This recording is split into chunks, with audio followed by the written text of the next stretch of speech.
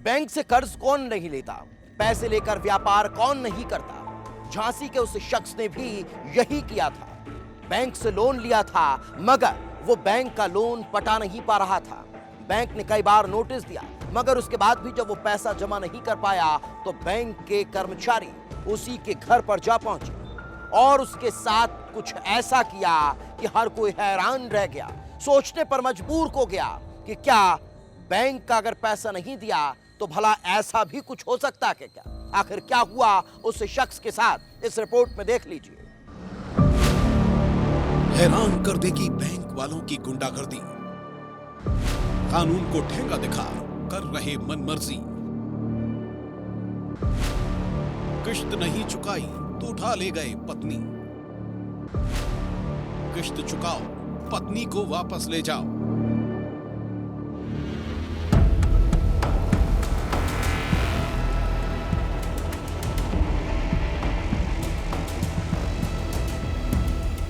तारीख 28 जुलाई, वक्त दोपहर 12 बजे, जगह झांसी। झांसी का बाबई रोड, जहां पूंछ निवासी रविंद्र वर्मा अपनी पत्नी पूजा वर्मा के साथ घर में मौजूद थे। दोपहर 12 बजने को थे। पति पत्नी घर के काम निपटाकर खाना खाने की तैयारी कर रही थी। इसी दौरान दरवाजे पर एक गाड़ी आकर रुकती है। ये गाड़ी थी उस बैंक की जिससे रविंद्र वर्मा ने लोन लिया था। कुछ लोग गाड़ी से उतरकर सीधा घर में आ जाते हैं, धमकी भरे अंदाज में रकम मांगने लगते हैं। रविंद्र वर्मा डर चुका था, पत्नी पूजा वर्मा सहम चुकी थी। बैंक वाले लगातार धमका रहे थे। इसी दौरान दोनों को जबरदस्ती गाड़ी में बैठा लिया जाता है। बैंक वाले उन्हें बैंक लेकर पहुंचते हैं और यहाँ जो हुआ उससे रविंद्र के होश उड़ जाते हैं। रविंद्र को कुछ समझ नहीं आ रहा था, क्योंकि बैंक वालों ने उसकी पत्नी को रख लिया था। पत्नी को जबरदस्ती बंधक बना लिया था। उसे ना तो बाहर जाने दे रहे थे और ना ही पत्नी से मिलने दे रहे थे। रविंद्र बार बार मिन्नतें कर रहा था कि पत्नी को छोड़ दें। वो गिड़गिड़ा रहा था, लेकिन बैंक वालों का कलेजा नहीं पसीज रहा था और बस एक जवाब दिए जा रहे थे कि लोन की किश्त चुकाओ और अपनी पत्नी को वापस ले जाओ। पत्नी तभी वापस मिलेगी जब लोन की राशि जमा कर दोगे। मामला किस्त वाला था, समस्ता बैंक से। हमने जैसे कि 11 किस्तें, ये बोल रहे हैं 7 किस्तें आएंगे, तो हमने इसलिए तो किस्त रोक दी है उनकी।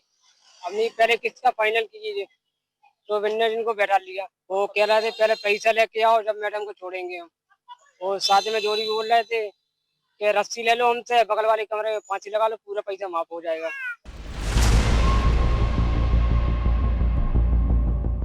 रविंद्र परेशान था, बैंक के अंदर बाहर हो रहा था, लेकिन समझ नहीं आ रहा था कि अब वो क्या करे।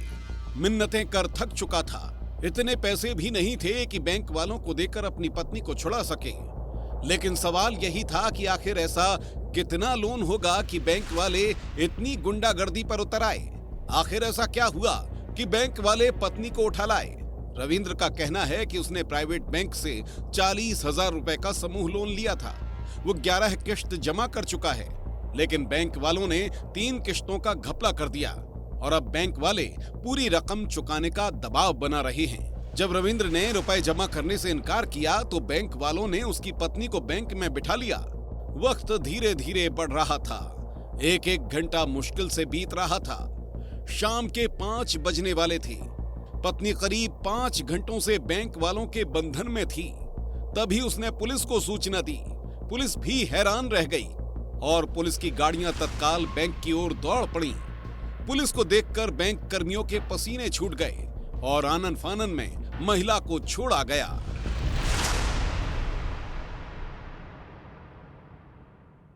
तो समूह वाला लफड़ा था। हमारी पहुंची 11 किस्तें, ये बोल रहे हैं 7 किस्तें आई। कुशल को हमने किस्तें दी, कुशल और धर्मेंद्र को। तो जो और बीच में आधी किस्तें खा चुके हैं, इसलिए हमने किस्तें इनकी रोक दी। हमने कि हमें थोड़ा टाइम दो पैसा का। तो ये बोले हैं कि हाँ पहले पैसा दे जाओ, फिर मैसेज को लगा जाओ। फिर इनने 4 घंटा छोड़ा नहीं है। फिर हम घर भी हुआ है, घर से आए, फिर हमने फिर पुलिस की मदद करी। रविंद्र ने पूरे मामले की शिकायत भी की है और सख्त कार्रवाई की मांग भी की है। वहीं पुलिस जांच कर कार्रवाई का भरोसा दिला रही है।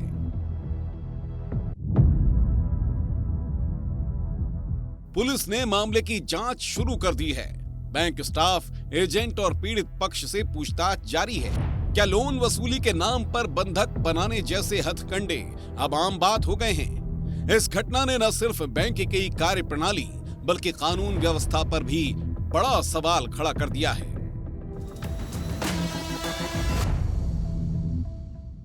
ये बैंक वालों की सरेआम गुंडागर्दी है। सोचिए आपके भला किसी व्यक्ति ने बैंक का लोन नहीं भरा तो उसकी पत्नी को ही घर से उठा ले आए। हालांकि इस पूरे मामले में पुलिस ने बैंक के मैनेजर, कर्मचारी सहित अन्य लोगों को हिरासत में ले लिया है।